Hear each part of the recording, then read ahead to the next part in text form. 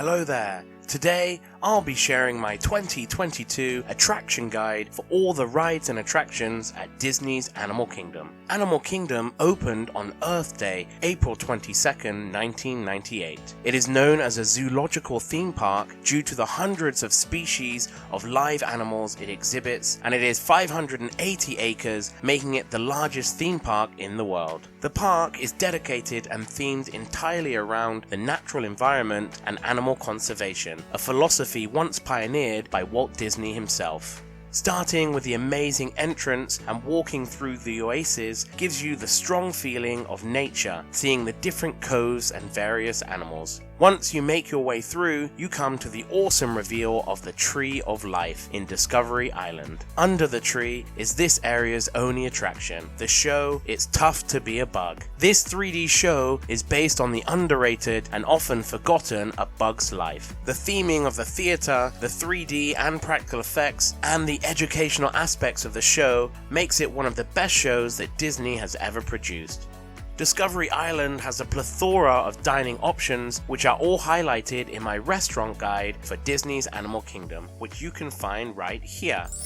Moving anti-clockwise around the park, the area that you will come to next is Dinoland U.S.A. It is currently going through a small transformation due to the closure and removal of Primeval Whirl, a small wild mouse roller coaster that used to be in Chester and Hester's Dinorama. There has still not been any announcement of what will replace the old attraction, but many are hoping for a new dark ride to take its place. In the Dinorama, there is still Triceratops Spin, a spinning flat ride similar to Dumbo at the Magic Kingdom, as well as a few midway games and amusements for your chance to win a choice of prizes. Next is the excellent dark ride Dinosaur. This has everything I enjoy in an attraction: great theming, a fun storyline, and an enjoyable ride. You travel back in time to the late Cretaceous period and are given a secret task to bring back one of the dinosaurs. Of course, you encounter many different dinosaurs as well as a meteor shower, which makes the ride particularly dark, but it is definitely an extremely exciting experience and one not to miss. On the outskirts of Dinoland U.S.A. is the Theater of the Wild, which housed the show Finding Nemo the Musical. This show unfortunately closed in 2020, but Disney have just announced that a new reimagined version of the show will premiere in 2022. It will be called Finding Nemo, the Big Blue and Beyond.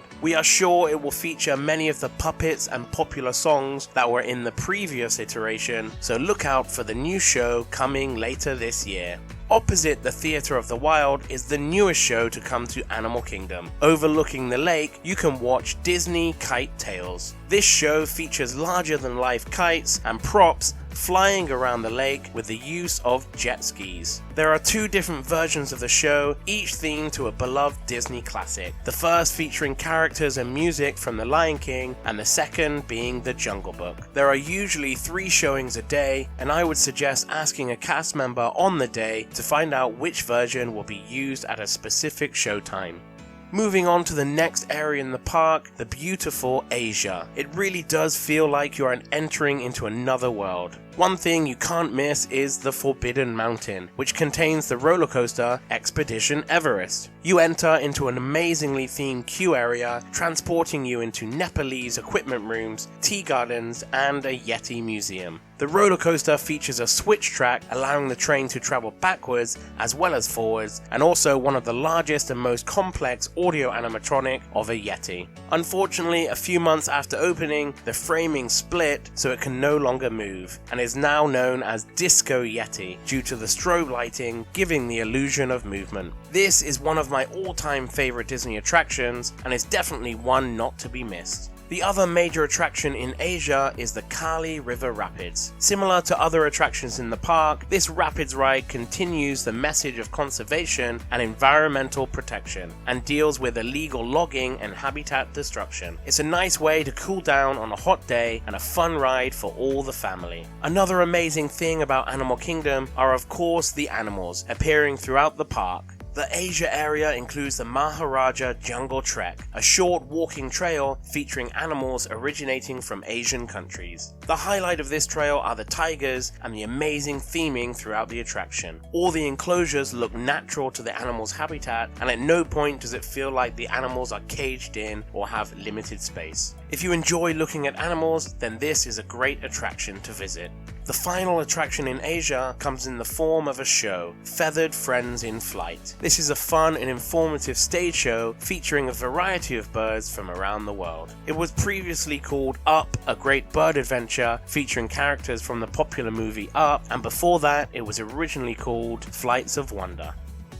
Moving on to the next land, which is the brilliantly themed Africa. The major attraction in this area is the Kilimanjaro Safaris, where guests can take an expedition to see African species in the savanna, rivers, and rocky hills. The area of this attraction is actually bigger than the whole of the Magic Kingdom, and you get to see hippos, rhinos, giraffes, and of course, lions. You can ride this attraction multiple times and still find something new to see. To view the most animal activity, sunrise and sunset are the best times to ride the safari. This is such an amazing and huge attraction that you won't want to miss. Similar to Asia, Africa has an exploration trail called Gorillas Falls Exploration Trail. It features some of the animals from Kilimanjaro safaris as well as gorillas and other species. It also includes an aviary showcasing a variety of birds. It's a nice way to relax and take in some nature away from some of the louder areas in the park.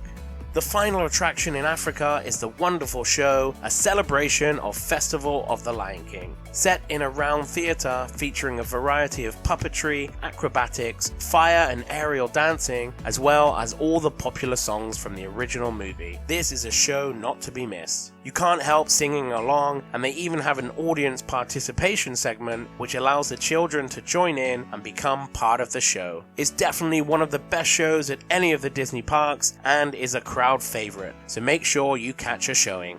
Although this next attraction's entrance is within the African area, I consider it to be a standalone area or land, as you need to take transportation to get there. It is of course Rafiki's Planet Watch. To get there, you have to hop on the Wildlife Express train, which allows you to see a bit of the Animal Kingdom backlot, including some animal holding buildings, which is interesting in itself. Rafiki's Planet Watch focuses on Disney's work with animal conservation and protection of endangered species. You can find some of these rare animals on display, as well as a veterinary examination room, which allows you to watch and communicate with some of the staff working with the animals. There is also a small petting zoo featuring goats and other domesticated animals, and they also have an animation experience which teaches you how to draw a popular Disney character. It's a nice change of pace from the hustle and bustle of the theme park and allows people to learn something new.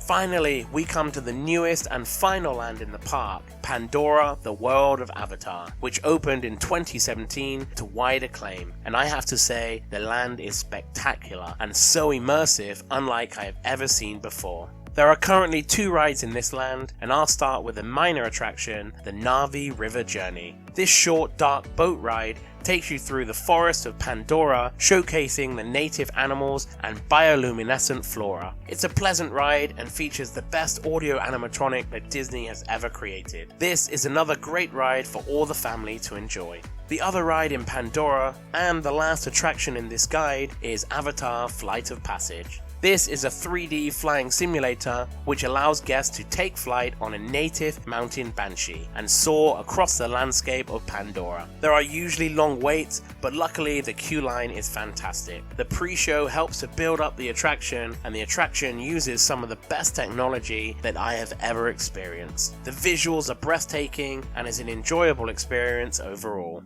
Pandora has been a great success and is an amazing addition to the park, so I highly suggest heading to this land first as you enter the park, and don't forget to check it out at night as it transforms into a bioluminescent wonderland.